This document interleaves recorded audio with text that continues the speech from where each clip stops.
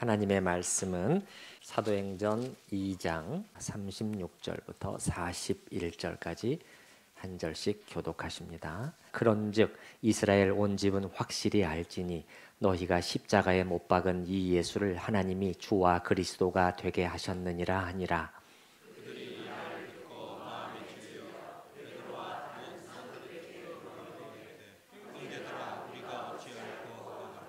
베드로가 이르되 너희가 회개하여 각각 예수 그리스도의 이름으로 세례를 받고 죄 사함을 받으라. 그리하면 성령의 선물을 받으리니.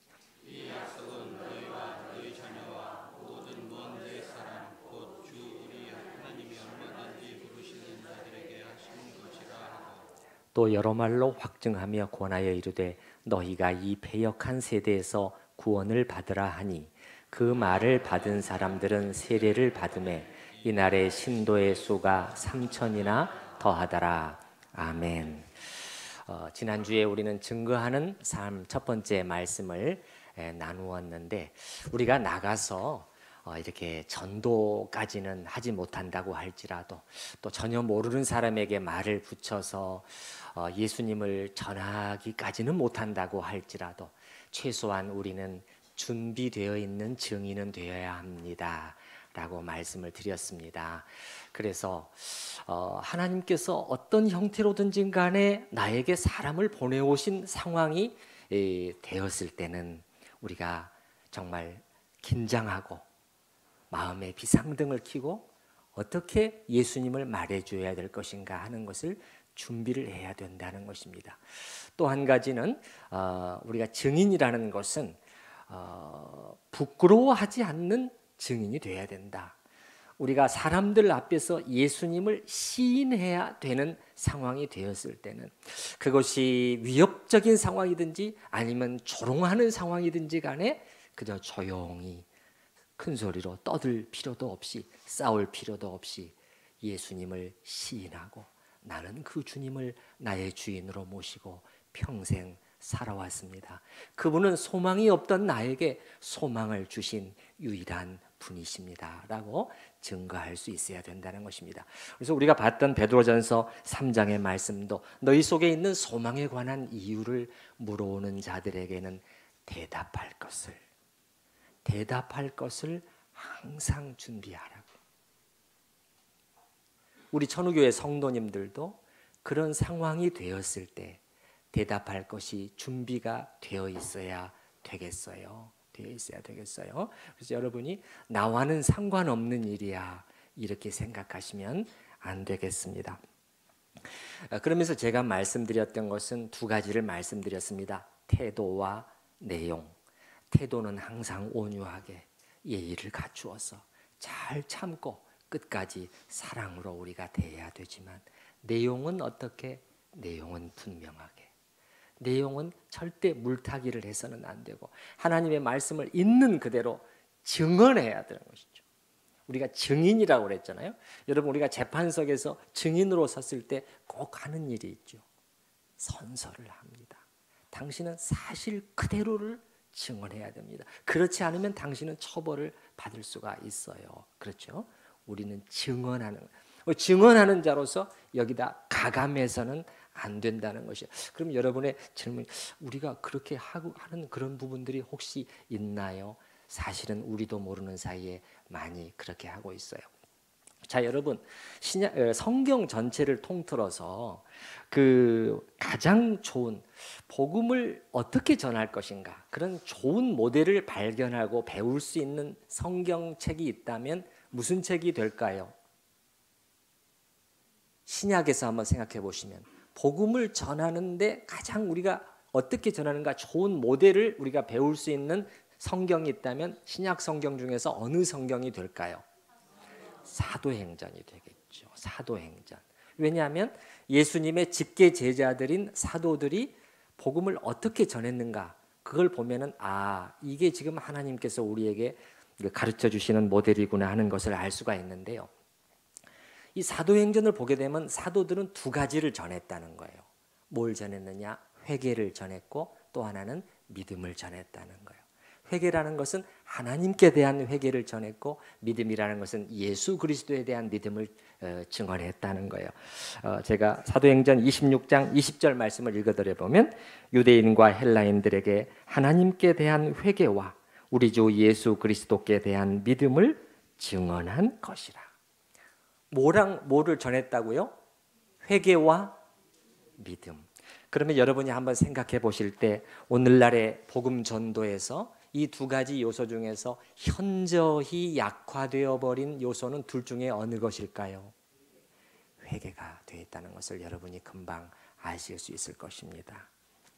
사실 기독교 신학은 여전히 그것을 붙들고 있어요. 근데 현장에서는 복음 전도의 현장에서는 많이 달라져 있는 것 같습니다. 저는 지금 단순히 제가 그냥 머릿속으로 알고 있는 것을 말씀드리는 것이 아니라 제가 해본 많은 그 현장 속에서 전도의 현장을 생각을 하면서 말씀을 드린 겁니다. 저도 한때는 그렇게 치우쳤던 것을 생각을 하기 때문에 그러면서 그 이후로 하나님의 말씀과 신학을 공부를 하면서 조금 더 정리된 부분들이 있었기 때문에 우리 성도님들과 나누려고 하는 것이죠. 예를 들어서 조직신학 구원론에 보게 되면 회심이라는 게 나옵니다. 회심한다. 그럼 회심의 두 요소는 무엇일까요? 그러면 답이 이것입니다. 회심은 회개와 믿음으로 구성된다. 이렇게 가르치고 있어요. 이렇게 두 가지가 분명히 나오고 있는데 우리들 속에서는 회개라는 요소는 점점 약해져서 어떤 경우는 나타나지도 않는 것을 보게 되는데요. 우리 사도행전 말씀에 일단 좀 확인을 해봤으면 좋겠어요. 정말 그러한가? 정말 사도들이 말할 때는 이 회개라는 요소를 강조했는가? 그걸 빠뜨리지 않았는가? 하는 것을 확인하고 그 다음으로 넘어가는 것이 순서일 것 같습니다. 빠른 속도로 사도행전의 말씀들을 좀 확인해 보려고 하는데요. 오늘 우리가 읽었던 말씀에도 회개라는 단어가 나오나요? 몇 절에요? 38절에 나오죠. 네네. 베드로가 이르되 너희가 회개하여. 사도는 이걸 가르쳤고요. 그 다음에 우리 3장 19절을 가보십시다. 3장 19절 같이 읽어봅니다. 그러므로 너희가 회개하고 돌이켜 너희 죄 없이 함을 받으라. 여기까지만. 회개하고 돌이켜 죄 없이 함, 죄 사함을 받기 전에 뭐가 있어요? 회개하고 돌이킨다는 것은 무슨 뜻이냐면은 정확하게 이쪽으로 걸어가던 사람이 삶의 방향을 이렇게 완전히 전환한다는 뜻의 헬라어 단어예요. 너희가 회개하고 그 다음에 삶의 방향을 바꾸어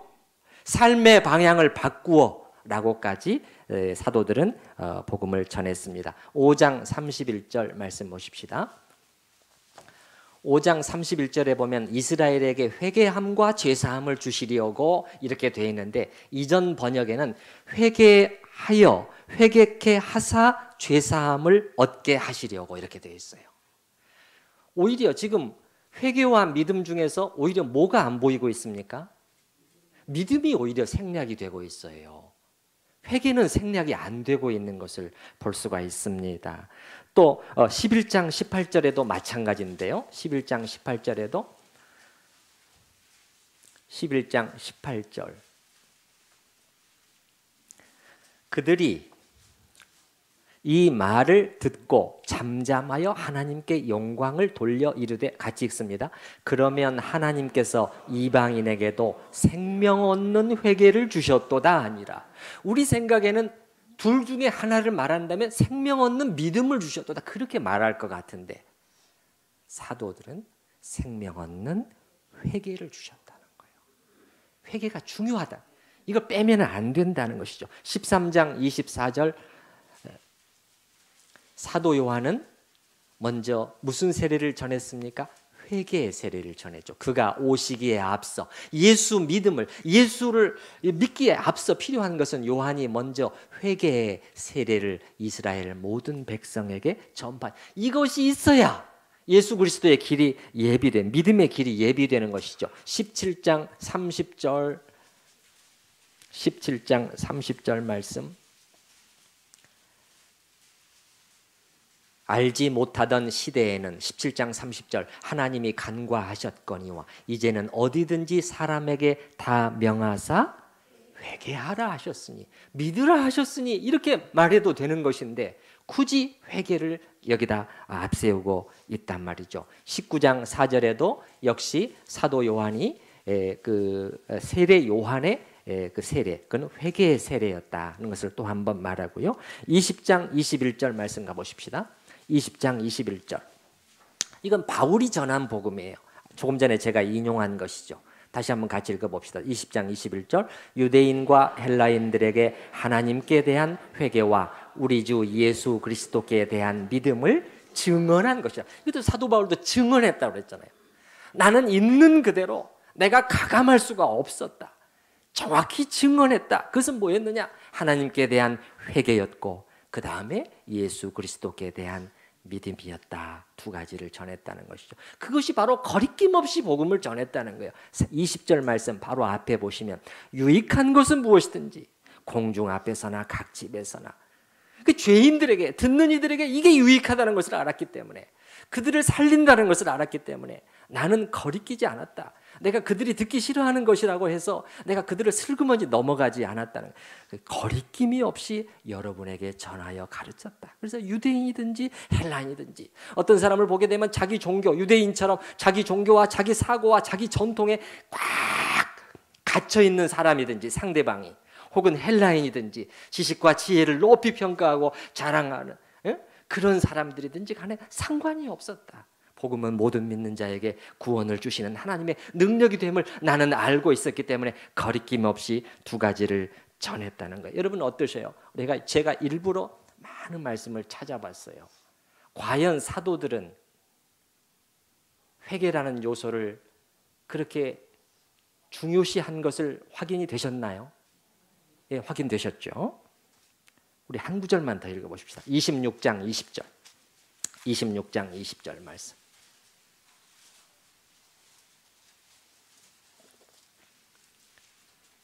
사도 바울이 또 자기가 또 복음 전한 내용을 말합니다. 26장 20절 같이 읽습니다. 먼저 다메섹과 예루살렘에 있는 사람과 유대 온 땅과 이방인에게까지 회개하고 하나님께로 돌아와서 회개에 합당한 일을 하라 전하므로.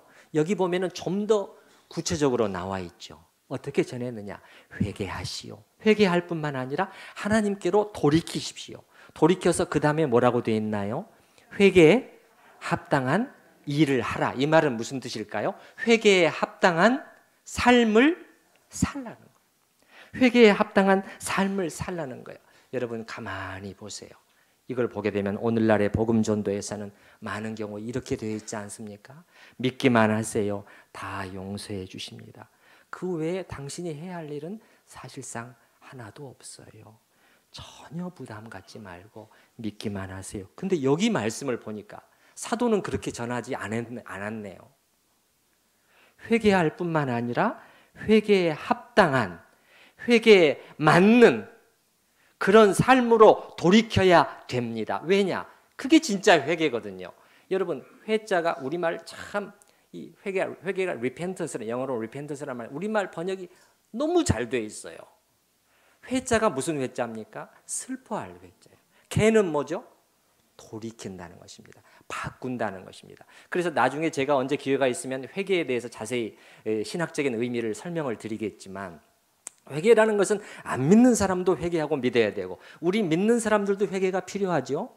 그렇죠. 그래서 회개라는 의미를 우리 정확히 알아야 되는데, 이 신학에서는 회개를 세 가지 요소로 구성되어 있다고 말해. 세 가지 요소가 다 포함되어야 진짜 회개라는 거예요. 첫째는 지적인 요소요, 두 번째는 감정적인 요소요, 세 번째는 의지적인 요소라는 거예요. 그리고 회개의 지적인 요소는 뭐냐? 자기의 죄인인 것을, 죄를 인정하는 거예요. 알아야죠. 먼저는 잘못한 것을 인정하는 거예요. 두 번째는 감정적인 요소라. 감정적인 요소라는 건 뭐죠? 죄에 대한 슬퍼함, 아파함이 있어야 된다는 거예요. 세 번째는 의지적인 요소. 의지라는 것은 늘 행함과 실천하고 관련되어 있는 것이죠. 삶의 방향을 이제는 죄에서 떠나서 돌이키는 것입니다. 그렇기 때문에 사도가 회개를 말하면서 여기 26장 20절에서 회개하고 하나님께로 돌아와서 옛날처럼 죄의 구덩이에 그대로 살고 용서만 받는 것이 아니라는 거예요. 회개에 합당한 삶을 살아야 합니다. 이렇게 가르치는데 제가 잘못 보지 않았다면 오늘날의 이 복음주의 계열, 우리 이 전도를 강조하는 복음주의 계열에서의 전도 현장에서 예수님을 전할 때 많은 경우 이게 좀 뭔가 잘못되어 있는 것을 저는 발견하는 것입니다. 오히려 그 복음을 들은 사람이 마지막 어떻게 하실 건가요? 그렇게 물어보면은 망설이면서 이거 믿고는 싶은데 그렇게 교회 다니게 되면은 제가 바르게 살아야 되고 죄도 짓지 말아야 되고, 그렇게 말을 하면 우리 입에서 그냥 갑자기 나가기 쉬운 말이 무슨 말이죠? 아무것도 걱정하지 마세요. 그런 거 다 부담 갖지 않으셔도 됩니다. 믿으시기만 하면 모든 것이 다 해결됩니다. 그렇게 말할 수가 있는 것이죠. 우리는 왜 사도와 달라져 있을까요? 여러분, 그 사람이 죄도 짓지 말아야 하는데 그렇게 말했을 때 그 사람은 혹시 지금 자기가 짓고 있는 어떤 중요한 큰 죄를 생각하고 있을지도 몰라요. 그 사람이 무슨 죄를 짓고 있는지 우리가 어떻게 합니까? 참으로 흉악한 범죄를 지은 사람일 수도 있는 것이죠. 맞습니까? 근데 그 사람이 내가 예수 믿게 되면 그 죄를 회개하고 이제는 끊고 돌이켜야 되는데 그 생각을 하고 있는데 오히려 그 사람이 정확히 말하고 있는 것입니다. 오히려 우리가 그 사람을 빨리 어떻게 쓰든지 부담 갖는 그 사람, 망설이는 그 사람을 빨리 믿게, 빨리 교회에 나오게 하려는 그러한 조급함으로 하나님의 말씀을 살짝 중요한 요소를 건너뛰어버리게 되면 그 사람은 사실은 정확하게 예수님을 믿게 되기가 어렵다는 것이죠. 여러분 생각해 보세요. 여러분이 잘 생각해 보시면 여기 전혀 회개하지 않은, 자기의 죄를 깨닫지도 못하는, 그 죄에 대해서 아파하지도 않는, 돌이킬 생각이 전혀 없는 그 한 명의 사람이 있는데 그 사람에게 예수님께서 당신을 용서해 주셨습니다. 이렇게 우리가 말해주는 것이 과연 이게 맞는 일이냐는 거죠. 한 가지 가정적인 예를 들어보겠습니다. 자, 한 법조계 있는 사람이 한 명의 죄수가 아주 나쁜 죄를 짓고 15년형을 15년형을 선고받고 감옥에서 10년을 살았어요. 그래서 이제 중간에 이 사람을 그만 사면하고 사회에 내보내도 되겠는가 결정을 해야 되겠는데 미심쩍은 요소들이 있는 거예요. 가정입니다. 그래서 한번 이렇게 해봤어요. 자기가 죄수의 신분으로 위장하고 그 감방에 같이 들어갔어요. 그 사람이랑 친해졌습니다. 그래서 이제 그 사람이랑 많이 친해졌을 때 한번 슬그머니 떠봤어요. 형씨, 이번에 사면돼서 나가면 맨 먼저 뭘 하고 싶소? 그 사람의 표정이 갑자기 굳어지더니 내가 밖에 나가면 나에게 이 무거운 형량을 때린 판사를 맨 먼저 찾아가서 나는 복수하고 말 것이다. 그렇게 말하는 거예요. 이 형사범이 15년형을 받았다면 얼마나 어떤 사람에게 치명적인 그 피해를 입혔겠어요. 자기의 그 못된 죄로 인해서 그 평생 그 상처를 안고 살아갈 그 사람과 그 가족에 대해서는 전혀 반성하는 기미가 없이 형 15년만 생각을 하는 거예요. 판사한테 복수하겠다는 거예요. 여러분 한번 제가 질문하겠습니다. 이 사람을 사면해 주면 되겠습니까? 안 되겠습니까? 안 된다는 거예요. 내보내면 안 됩니다. 지금 용서해 주면 안 돼요. 용서받을 준비가 전혀 안 되어 있는 거예요. 왜? 회개하지 않았기 때문에. 회개하지 않았기 때문이죠. 근데 우리도 모르는 사이에 그렇게 하고 있을 수가 있다는 것이에요. 너무 성급히 추수할, 그냥 빨리 거둬들이고자 하는 그러한 조급함으로 중요한 요소를 빠뜨려 버리게 되면 어떤 결과가 될까요? 제품으로 말하면 불량품이 양산되는 것입니다. 그것이 제가 볼 때는 지난 반세기 동안에 우리 복음주의 안에서 일어난 일이었습니다. 우리 한국교회는 특히 더했지요. 그래서 어설프게 믿게 되는 사람들이 많이 생겼어요. 많은 사람들이 교회에 들어왔지만은 좀 물건으로 말하면은 진짜 그리스도인이 아니라 불량품이 들어오게 돼요. 불량품이에요. 그래서 교회가 건강하지 못하게 된 것이지요. 성경을 보게 되면 성경은 죄인이 예수님을 믿기 전에 그 높은 마음의 보좌에서 내려오도록 합니다. 그대로 빳빳이 있는 상태에서 자기의 교만과 자아와 모든 것들이 그냥 가지고 있는 상태에서 예수 믿는 것 불가능해요. 불가능합니다. 그런데 우리는 어떻게 만들 수가 있느냐? 잘못하면 그 교만함을 그대로 가지고 있는 채로 그 사람에게 예수 믿도록 권할 수가 있다는, 그냥 믿기만 하세요. 예수님이 지금 당신 문 밖에 서서 이렇게 간절히 두드리시면서 문을 열어달라고, 당신에게 줄 모든 선물 보따리를 들고 예수님께서 기다리고 계십니다. 혹시 여러분 그런 얘기들 많이 들어보시지 않았어요? 잘못하면 이 그림을 그리게 되면 어떻게까지 될 수가 있냐면은 이렇게 상대방이 들을 수가 있는 거예요. 자, 예수님이 인자하게 생기신 예수님이 문을 두드려 달라고 하는데 또 문고리가 없대네요. 문고리가. 왜 문고리가 없냐고 물어봤더니 예수님은 못 여신대요. 죄인만 열 수가, 안에서만 열 수 있는 거예요. 그래서 그 죄인이 안에 앉아가지고 있는데 예수님이 하도 문 좀 열어달라고, 제발 열어달라고 하니까는 아유 참 예수님이 왜 이렇게 귀찮게 구시지? 근데 나한테 좋은 거 주겠다고 저렇게 기다리시는데 내가 미안해서라도 열어드려야 되겠다. 문을 열어드리면은 예수님이 너무너무 고마워서 뛰어들어가서 그 사람을 얼싸안고 고맙다. 여러분 이게 성경의 그림일까요? 제가 알기로는 이러한 그림이 자꾸 우리들 속에 퍼지게 된 이유는 그 근원을 제가 한번 찾아봤더니 윌리엄 홀만 헌트라는 화가가 쓴 세상의 빛이라는 이 그림이 연유가 되었지 않은가 짐작을 해보게 되는데, 근데 오늘날에 나오는 그림들은 또 많이 바뀌어 있어요.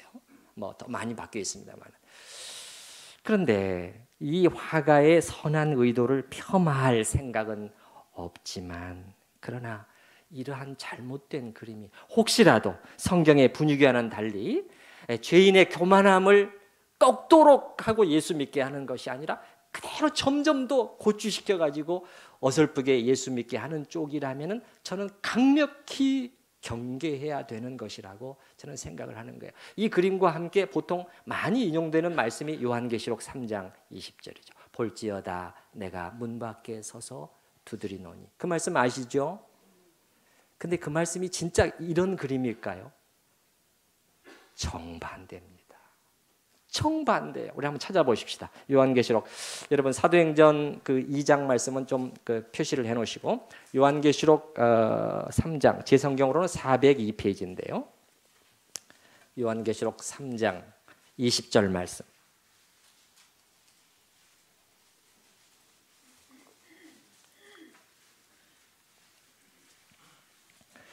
요한계시록 3장 20절에 보게 되면 정말 그 말씀이 있습니다. 볼지어다 내가 문 밖에 서서 두드리노니 누구든지 내 음성을 듣고 문을 열면 내가 그에게로 들어가 그와 더불어 먹고 그는 나와 더불어 먹으리라. 그렇지만 앞뒤 문맥을 보세요. 앞뒤 문맥은 그런 그림이 전혀 아니에요. 15절부터 보게 되면 내가 너의 행위를 아노니, 문을 두드리시는 예수님의 말씀이에요. 내가 차지도 아니하고 뜨겁지도 아니하구나. 이게 뭐냐? 책망입니다. 16절에 내가 이같이 미지근하여 뜨겁지도 아니하고 차지도 아니하니 어떻게 하겠다? 내 입에서 너를 토하여 내치겠다. 굉장한 야단침입니다. 17절에 보게 되면 너는 참 잘났다고 말할 수 있을지 모르지만은 중간 정도에 보게 되면 내 곤고한 것과 가련한 것과 가난한 것과 눈먼 것과 벌거벗은 것을 알지 못하고 있구나. 얼마나 매서운 야단침입니까? 그러면서 19절 말씀 같이 읽어봅시다. 물은 내가 사랑하는 자를 책망하여 징계하노니 그러므로 내가 열심을 내라 회개하라. 회개하라는 거예요. 회개하라는 거예요. 아까 그 그림하고 전혀 다르죠. 전혀 달라요. 우리 마음대로 성경을 곡해버리면 여러분은 안 됩니다. 그러면 여러분 중에 그럼 목사님 이 요한계시록 말씀은 알겠지만은 그 당자의 비유에 보게 되면은 그 아들이 그 돌아왔을 때 아버지가 어떻게 하나요? 그 예수님처럼 달려가서 그 안아주고 그냥 입 맞추고 얼마나 이게 환대가 있었습니까? 틀린 말은 아니죠. 근데 잘 또 보셔야 돼요. 그 탕자의 비유의 말씀에서 마저 그렇게 되기 전에 무언가 있었어요. 무엇이 있었느냐? 이 탕자의 그 높아짐이 이렇게 땅바닥에 낮아지면서 회개하는 일이 있었다니까요. 우리 그 말씀도 한번 봤으면 좋겠습니다. 누가복음 15장 말씀, 제 성경으로는 121페이지 근처인데요. 누가복음 15장 말씀 한번 보셔요. 15장 18절 말씀 보십시다. 15장 18절 말씀.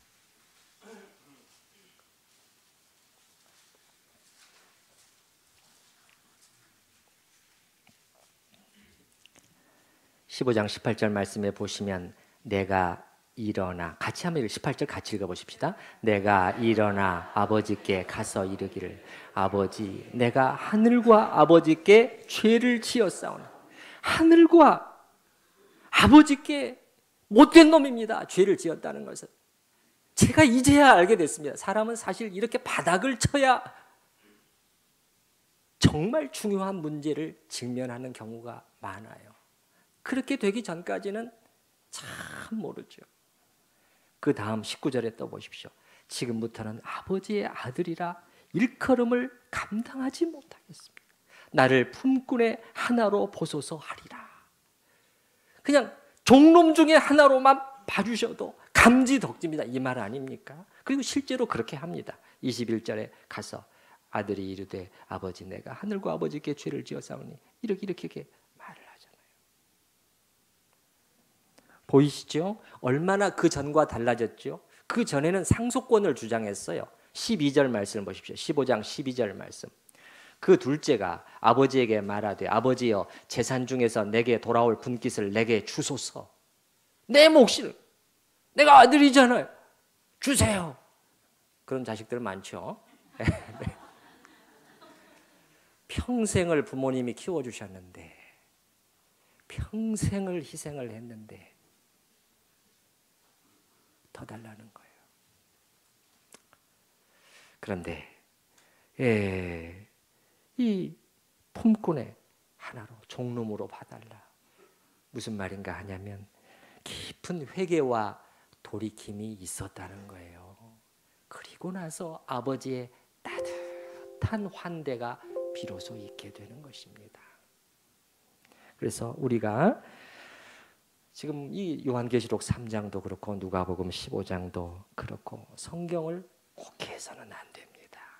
하나님의 말씀을 정확히 우리가 이해하고 전달해야 될 책임이 있다는 것이에요. 혹여 그 거들먹거리는 죄인을 그대로 거들먹거리게 만들어서 예수 믿게 하면 안 돼요. 그러면 교회 안에 와서도 거들먹거리게 된다니까요.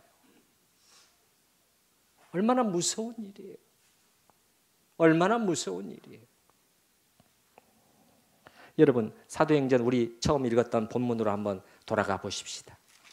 사도행전 2장 189페이지. 사도 베드로가 복음을 전하는데 어떻게 전하는가를 한번 보십시오. 복음 전도의 내용을 한번 보십시오. 2장 36절 우리가 읽었던 맨 첫 말씀 보면 그런즉 이스라엘 온 집안은 확실히 알지니 너희가 십자가에 못 박은 이 예수를 하나님이 주와 그리스도가 되게 하셨느니라. 이게 무슨 말입니까, 여러분? 너희가 주님이시고 우리의 퀴리오스이시고 그다음에 이 그리스도이신 하나님의 메시아이신 기름 부음 받은 자인 그분을 너희가 십자가에 못 박아 죽였다. 그렇게 모욕하고 채찍질하고 죽였다. 이것보다 더 무서운 책망과 징계가 어디 있어요? 너희는 완전히 하나님을 거슬러 못된 짓을 한 것이다 라는 가장 큰 이 꾸짖음을 복음의 내용에서 그리스도를 통해서 던진 거예요. 그러니까 그 결과가 어떻게 됐어요? 37절입니다. 그들이 이 말을 듣고 마음에 어떻게 돼서? 찔림을 받은 거예요. 마음에 찔림을 받게 된 거예요.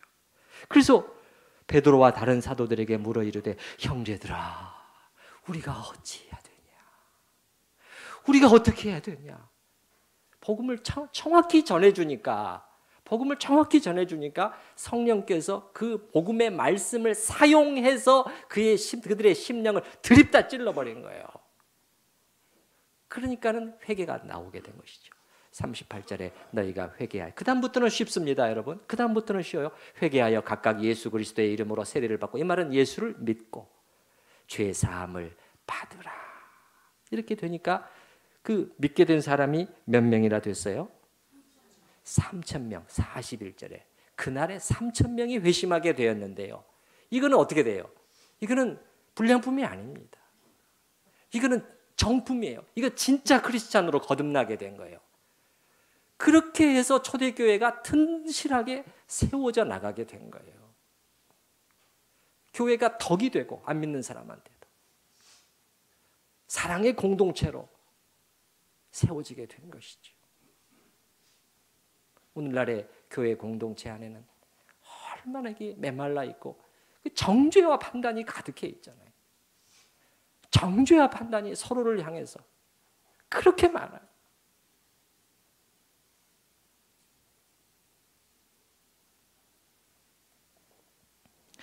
이 마음에 찔려, 여러분 이 단어를 기억하시고요. 37절에 마음에 찔려. 근데 뒤쪽에 보면 또 스데반이 복음 전할 때 또 마음에 찔린다는 단어가 또 나오는데요. 또 7장으로 한번 가보세요. 사도행전 7장 190 몇 페이지인가요? 한 198페이지 근처 54절에 보면 54절. 51절에 한번 보죠. 스데반은 어떻게 전했느냐? 아이고 이것도 지금 보통 강한 메시지가 아닙니다.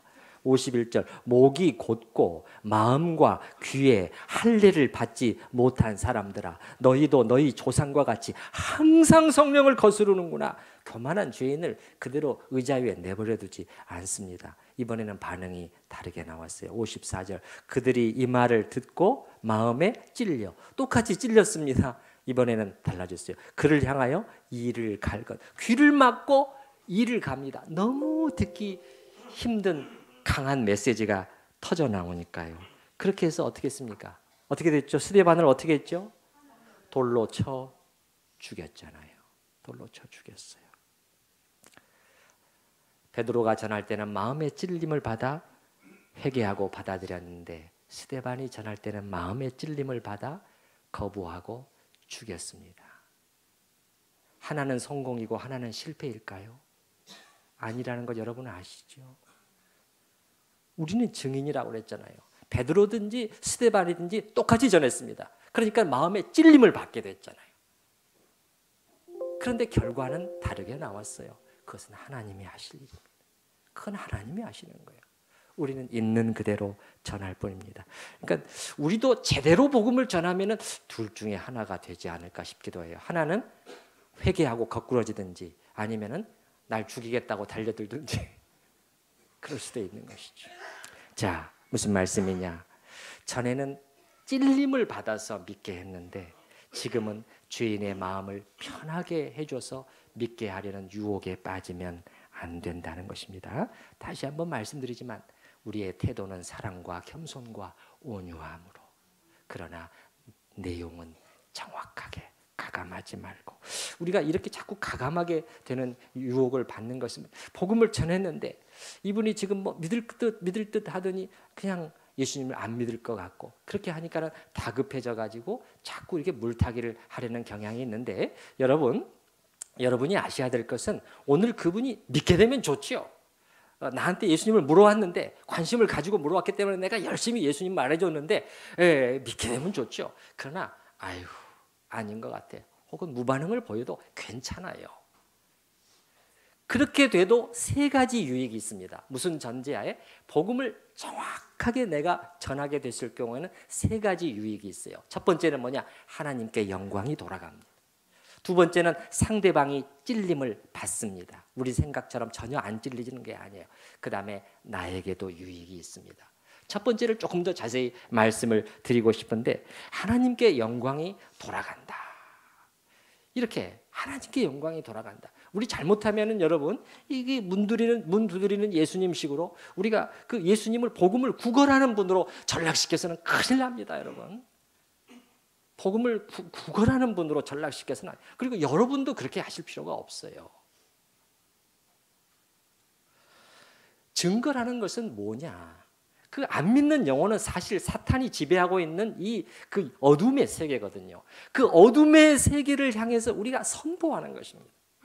정확하게 하나님이 누구신가를 선포해주고 죄가 무엇인가를, 의가 무엇인가를, 심판이 무엇인가를, 하나님의 그 구원의 은혜가 무엇인가를 정확히 선포하는 거예요. 반역하고 거스리는 죄인에게 하나님의 영광, 그분의 높으심, 의로우심, 그분 앞에 무릎 꿇어야 할 것을 선포하는 것이죠. 우리가 그렇게 할 때 그 사람이 안 믿더라도 하나님은 이미 영광을, 우리의 이 증언을 통해서 그날 영광을 거두시는 것이에요. 그날 영광을 거두시는 것입니다. 우리 시편 98편 2절 말씀에 보게 되면 여호와께서 그의 구원을, 혹시 이 화면에 말씀이 뜨니까요, 찾아보실 필요 없이 한번 같이 읽어보십시다. 여호와께서 그의 구원을 알게 하시며 그의 공의를 문나라의 목전에서 명백히 나타내셨도다. 그러면 앞뒤에 문장이 사실 연결되어 있는 것입니다. 하나님의 구원을 알게 하신다는 것은 무슨 뜻이냐는 거예요. 후반부를 보십시오. 그분의 하나님의 의로우심을, 하나님의 공의로우심을 모든 사람들 앞에서 명백히 나타나시는 게 하나님의 구원의 나타남이에요. 예수 그리스도 십자가도 마찬가지잖아요, 여러분.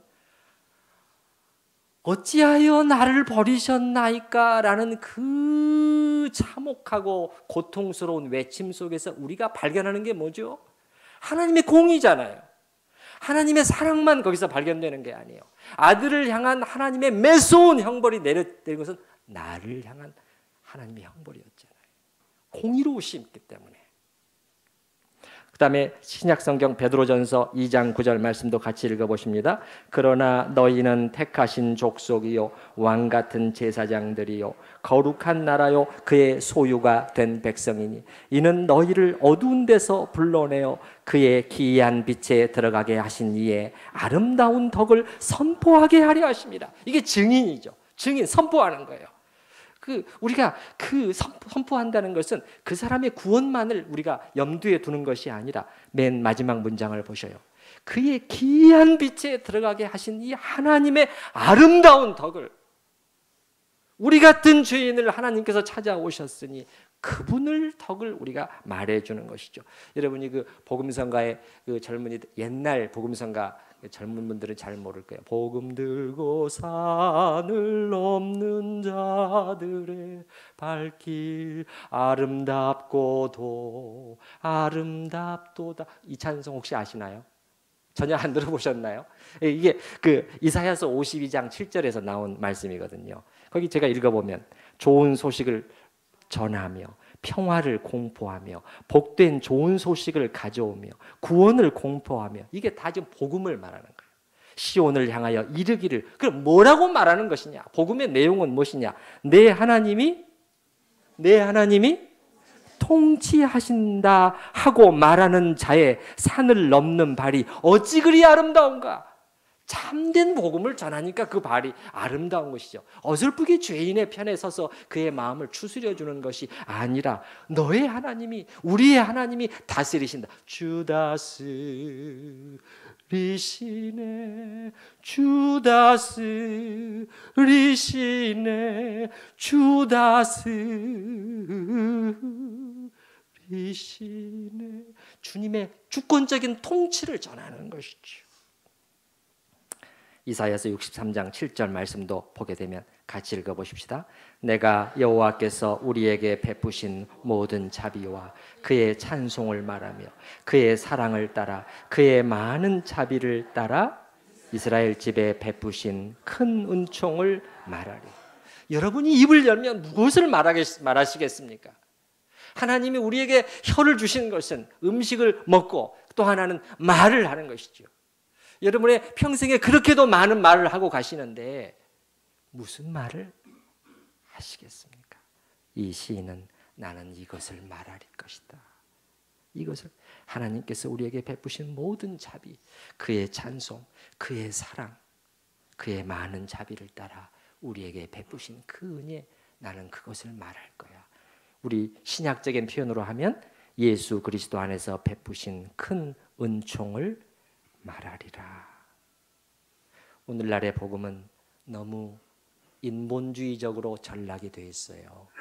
너무 사람 중심적입니다. 하나님께서 우리를 너무도 사랑하셔서 우리를 위해 모든 것을 내주시고 지금도 우리를 간절히 기다리고 계시고, 액센트가 틀렸습니다. 성경은 그렇지 않아요.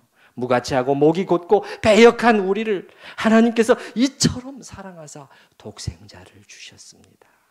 액센트가 틀립니다. 그래서 첫 번째 제가 말씀드리려고 하는 것은,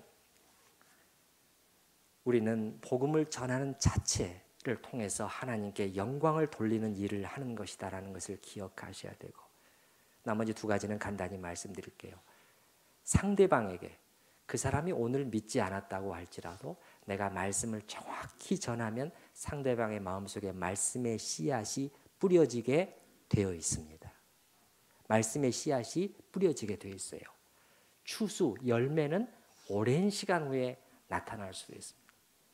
아주 오랜 시간이 걸릴 수도 있어요. 그러나 헛되지 않습니다.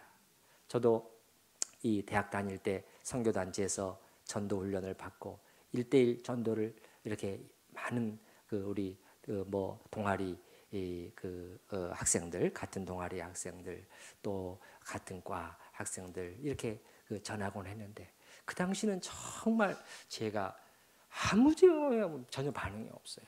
다 듣기는 들었는데 오랜 시간이 지나서 보니까 놀라운 변화들이 있는 거예요. 정말 이게 하나님이 하시는 것이죠. 무슨 선교단체의 중요한 지도자가 되어서 큰 영향을 미치게 된 자매도 있었고, 그리고 장로가 돼서, 제 학과 동기 중에는 장로가 돼서 정말 주님을 신실하게 섬기고 사랑하는 그러한 친구도 있었고, 이 목사가 신학을 해서 목사가 된 그러한 후배도 있었어요.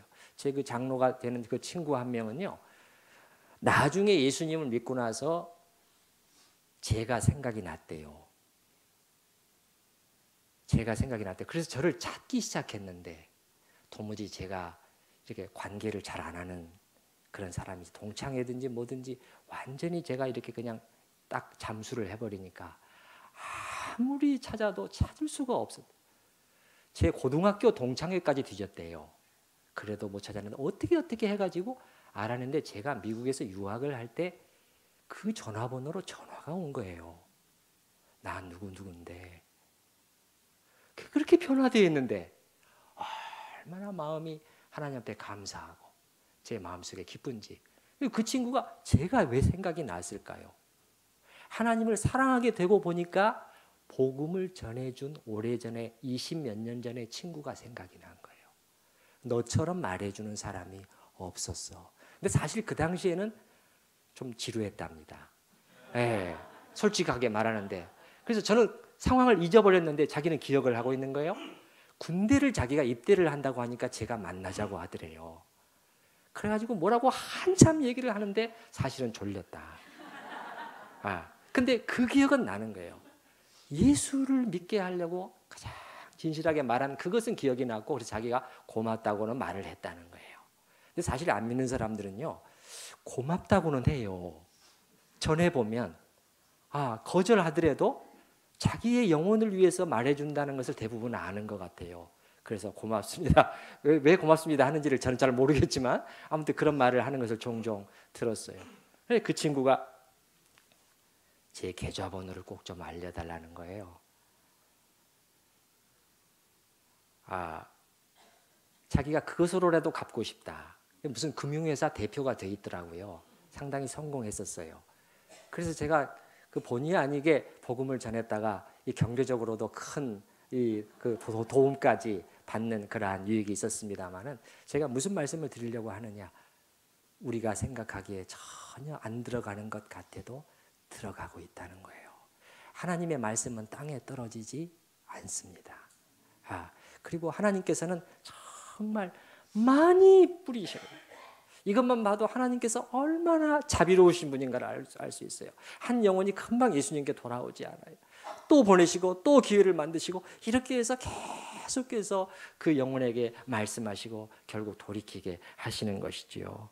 요한복음 4장 38절 우리 화면에 보시게 되면 내가 너희로 노력하지 아니한 것을 거두러 보내었노니 다른 사람들은 노력하였고 너희는 그들이 노력한 것에 참여하였느니라. 이게 무슨 말씀이냐면은 너희가 복음을 전해서 그들이 믿는다고 해서 이게 지금 추수가 된 것이지 그 전에 뿌려졌던 것이다. 많이 다른 사람들이 뿌린 거야.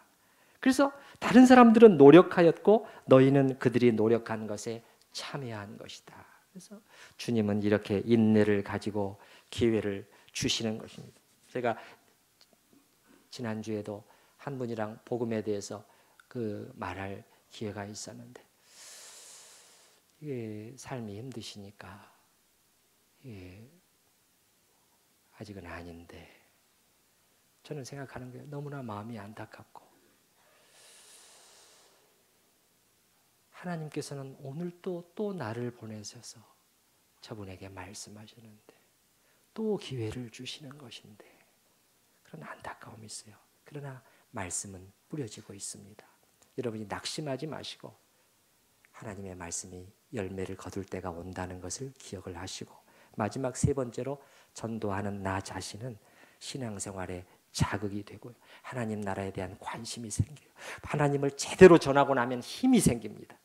상대방이 안 믿더라도 내가 이 담대해지고 복음에 대한 확신이 생기고 감사하는 마음이 듭니다. 그래서 이제 마무리하도록 하겠습니다. 그래서 오늘 그 사람이 예수님을 영접하지 않았다고 해도 이 모든 유익이 있다는 것을 여러분이 기억하시고요.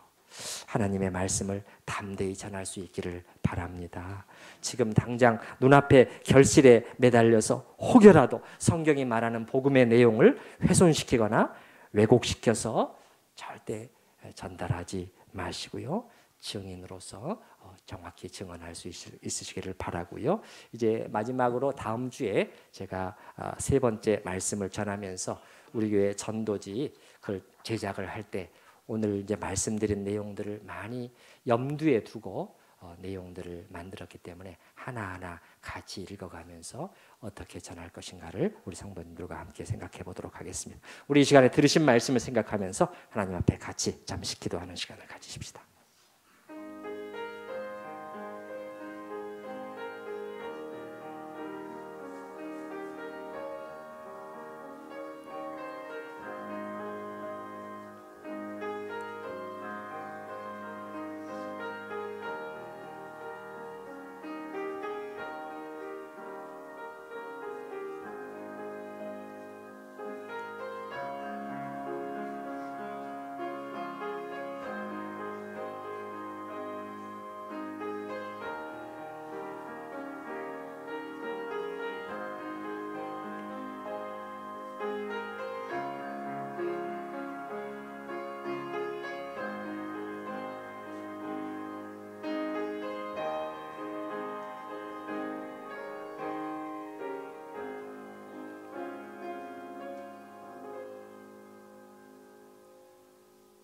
높고 존귀하신 주님, 죄인들을 잃어버린 자를 오늘 또 찾으시는 주님, 이렇게도 기다려 주시는군요. 이렇게도 계속해서 부르시는군요. 주님의 인내와 자비와 긍휼을 우리가 어찌 다 알 수 있을까요? 주님, 이렇게 찾으시는 주님과 우리가 동역하며 주님의 참된 증인이 되는데 게을리하지 않도록 도와주시옵소서. 주님, 하나님께서 기회를 주셨는데도 그냥 슬그머니 피해버리는 그런 직무유기에 빠지지 않도록 하여 주시고, 또한 우리가 증거하되 주님 증인으로서 하나님의 말씀을 곧대로 그대로 증언하는 증인들이 될 수 있도록 저희를 붙들어 주시옵소서. 혹여라도 그 속에서 존귀하고 엄위하신 우리 주 예수 그리스도를 복음을 구걸하는 분으로 그렇게 폄훼하지 않도록 저희를 지켜 주시옵소서. 마음을 열도록 회개를 촉구하시는 주님을 담대히 전하고 이제 그 거두어 드림은 주님께 맡기는 저희가 될 수 있도록, 그리고 그러한 뿌려진 씨앗을, 저희를 통해서 뿌려진 씨앗의 열매를 주께서 거두시기를 간절히 기도드립니다. 모든 것을 의뢰하오며 주 예수 그리스도의 이름으로 기도드립니다. 아멘.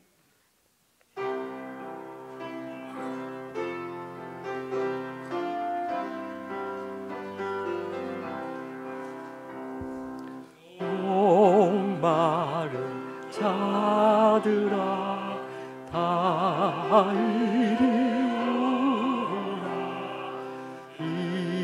이곳에 좋은 새 흐르도다. 힘쓰고 애쓰니 없을지라도 이 샘에 오며 다 마시겠네.